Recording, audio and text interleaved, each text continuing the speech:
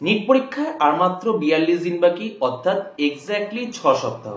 এবার এই 6 সপ্তাহে আমাদের মাথায় অনেক কিছু কাজ করবে, যেমন রিভিশন কেমন হচ্ছে, আমাদের পড়াশোনা কতটা আমরা মাথায় রিটেন করতে পারছি, মক টেস্টে কিরকম নাম্বার আসছে, এমসিকিউ প্র্যাকটিস ঠিকঠাক হচ্ছে কিনা, এরকম নানা জিনিস মাথায় আমাদের আসছে। এর মধ্যে one of the most important যেটা তোমাদের নিট পরীক্ষায় অনেকটা কাজে লাগবে সেটা হচ্ছে টাইম ম্যানেজমেন্ট। কিরকম টাইম ম্যানেজমেন্ট? আমরা সারা বছর প্রচুর এমসিকিউ প্র্যাকটিস করছি, কিন্তু এই মক টেস্টটা দেওয়ার লজিকটা কি? মক টেস্ট তো সেই এমসিকিউ করতে হচ্ছে, এমনিও সারা বছর এমসিকিউ করছি।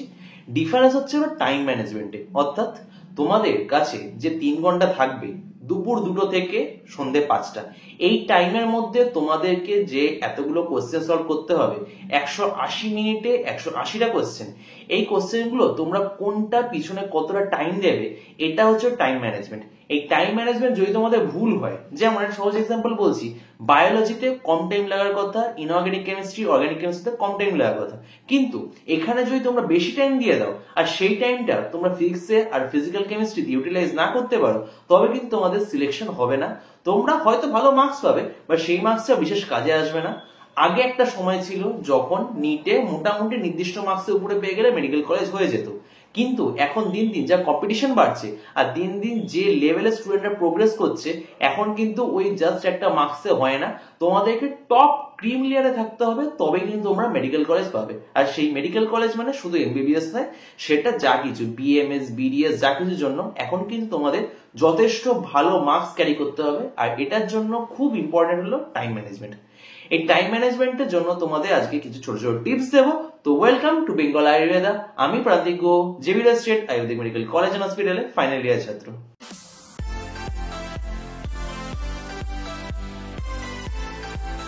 So time management tips number 1, practice enough mock test. প্রচুর মক টেস্ট দাও, প্রচুর মক টেস্ট দাও। 6 সপ্তাহ আছে মানে এটা না যে 6টা মক টেস্ট দেবে, যত পারো মক টেস্ট দাও। রিভিশনের জন্য মক টেস্ট হচ্ছে হলো বেস্ট স্ট্র্যাটেজি, কারণ সেখানে পুরো যে পার্টটা মক টেস্ট দিচ্ছ সেই পুরোটা কিন্তু তোমাদের কভার হয়ে যাচ্ছে।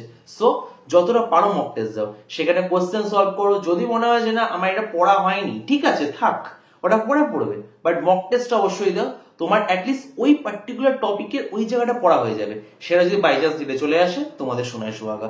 সো মক টেস্টটা অবশ্যই দাও। মক টেস্ট একটা বড় বেনিফিট কি হচ্ছে, তোমরা এটুকুনি বুঝতে পারছো যে না তোমাদের কতটা টাইম ম্যানেজমেন্ট কিসের পিছনে দিতে হবে। তোমরা যখন ঘরে বসে এমসিকিউ সলভ করছো, একটা ফিজিক্সের কোশ্চেনের পিছনে যদি 10 মিনিট দিয়ে দাও, তোমাদের মনে হবে যে না একটা কঠিন কোশ্চেন সলভ করে নিলাম। বাট যদি এই কোশ্চেনটা তোমাদের নিটের সময় আসে আর সেখানে যদি 10 মিনিট দিয়ে দাও, তোমরা মোটামুটি 12 থেকে 16 মার্কস কিন্তু লুজ করে দিচ্ছ। এটা অনেক কম বললাম, এটা আরো বেশি হতে পারে। তো মোটামুটি বুঝে শুনে কোন কোশ্চেন করতে হবে, কোন কোশ্চেন করতে হবে না, কোন কোশ্চেন সলভ করার জন্য টাইম নষ্ট করবে, কিসের পিছনে কতটা টাইম দেবে, এর জন্য সবচেয়ে ইম্পর্টেন্ট হচ্ছিল মক টেস্ট দেওয়া। So practice enough number of mock tests so that you are perfectly guiding your brain that how much time is required for each number of questions in defined subjects. Point number 2, এবার চেষ্টা করো যে আমি যে প্রসেসটা বলছি বা যে টাইম গ্যাপটা বলছি সেটা কিছুটা যাতে মেনটেন করা যায়। মেনটেন করা পসিবল না আমি জানি, কারণ প্রত্যেকের ইন্ডিভিজুয়াল এক্সেলেন্স আলাদা থাকে। নিটের ক্ষেত্রে ম্যাক্সিমাম টাইমে দেখা যায় বায়োলজিতে এক্সেলেন্স থাকে, বাট কিছু কিছু এমনও আছে যাদের ক্ষেত্রে ইনঅর্গানিক কেমিস্ট্রি অর্গানিক কেমিস্ট্রিতে এক্সেলেন্স থাকে। তারা যদি আগে ওটাতে যায় তবে তারা বেশি কমফোর্টেবল ফিল করে। এই জন্য আমি মোটামুটি একটা বলছি, সেটা তোমরা ফলো করার চেষ্টা করো যদি তোমাদের মনে হয়। যেমন বায়োলজি, এখানে 90টা কোশ্চেন থাকবে, আর কেমিস্ট্রিতে অর্গানিক ইনঅর্গানিক আর ফিজিক্যাল এই তিনটে মিলে 15-15-15 45 মিনিট হচ্ছে অ্যাভারেজ ধরছি। কম বেশি হতে পারে, আমি অ্যাভারেজ এটা ধরছি 15-15-15, এখানে 45 হচ্ছে। আর ফিজিক্সে 45টা কোশ্চেন থাকে।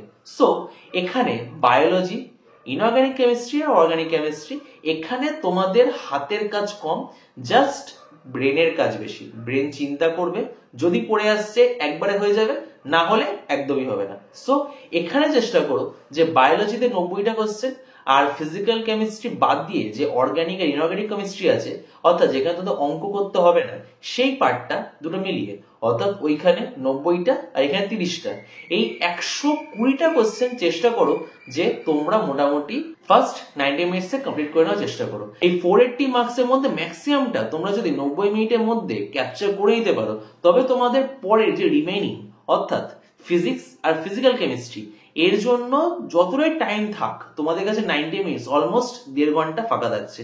সেখানে তোমরা যথেষ্ট ঠান্ডা মাথায় ফিজিক্স আর ফিজিক্যাল কেমিস্ট্রি সলভ করতে হবে। কারণ এখানে এমন ব্যাপার নেই যে না তোমাদের ব্রেন সলভ বলো কি হবে না, তোমরা ফর্মুলা জানো, বাট স্টিল তোমাদের কিন্তু মাথায় ওটা খাটতে হবে, ওটা মনে করে সবকিছু প্র্যাকটিস করে তারপরে ওটা করতে হবে। কিন্তু এটাই যদি তোমার তাড়াহুড়ো থাকে, সাপোজ এই সমস্ত কিছু মিলিয়ে তুমি লাস্টে ফিজিক্সের জন্য লাস্ট 1 ঘন্টা 45 মিনিট রেখে দিলে, এবার 45 মিনিটসে 45 ফিজিক্সের question is not a cup of T for all the students. অনেক স্টুডেন্ট আছে করে ফেলে, আমি সবার কথা বলছি না, আমি মিডিয়াকরদের কথা বলছি। এটা করা যথেষ্ট চাপের জিনিস। আর ফিজিক্সে ওই টাইমটা যদি তোমরা প্রেশার নিয়ে করো যে না এত প্রেশার আছে, টাইম নেই, ওএমআর ফিল আপ করতে হবে, এই করতে হবে, ফিজিক্সে তাড়াতাড়ি করতে হবে, তাড়াতাড়িতে কিন্তু তোমাদের ফিজিক্সটা হবে না। সো তোমাদের ফিজিক্স আর ফিজিক্যাল কেমিস্ট্রির জন্য তোমাদের এনাফ টাইম রেখে দিতে হবে।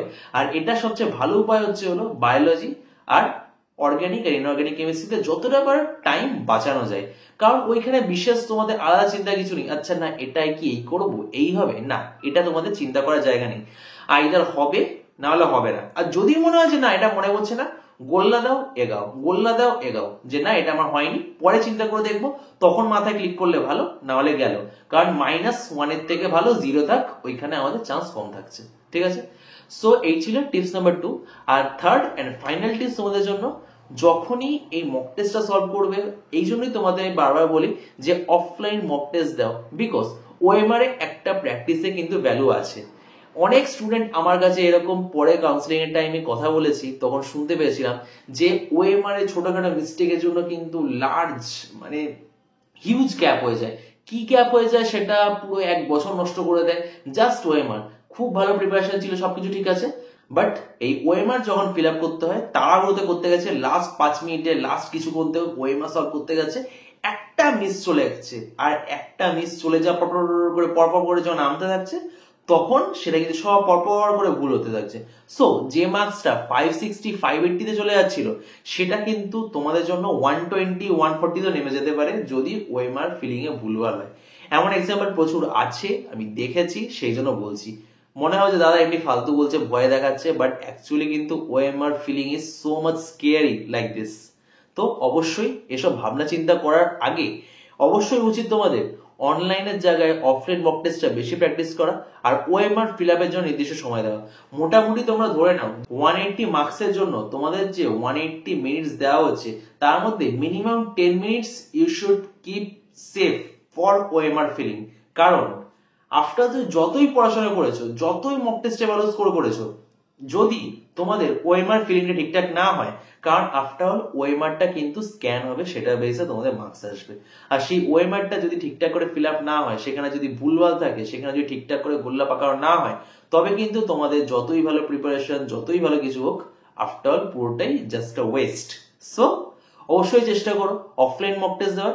আর সেখানে এই ওএমআর ফিলিং প্র্যাকটিস, বায়োলজিতে কতটা টাইম দেবো, ফিজিক্সে কতটা টাইম দেবো, ফিজিক্যাল কেমিস্ট্রি, অর্গানিক ইনঅর্গানিক কেমিস্ট্রিতে কতটা টাইম দেবো, এগুলো অবশ্যই যেন মাথায় থাকে।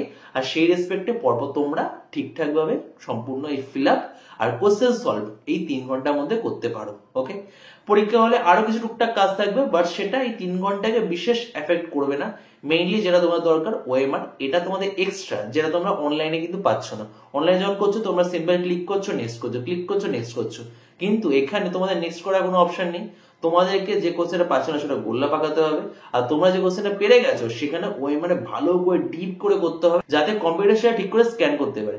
তো এই জন্য তোমাদের কিন্তু অফলাইন মক টেস্ট দেওয়া খুবই দরকারি। এই ছিল তোমাদের জন্য টাইম ম্যানেজমেন্টের কিছু টিপস। আরো এরকম ভিডিও আসবে, তো চ্যানেলটাকে অবশ্যই ফলো করো, ভালোবাসা দাও চ্যানেলটাকে। যদি ভিডিওটা ভালো লেগে থাকে please like, share and subscribe Bengal Ayurveda. ধন্যবাদ।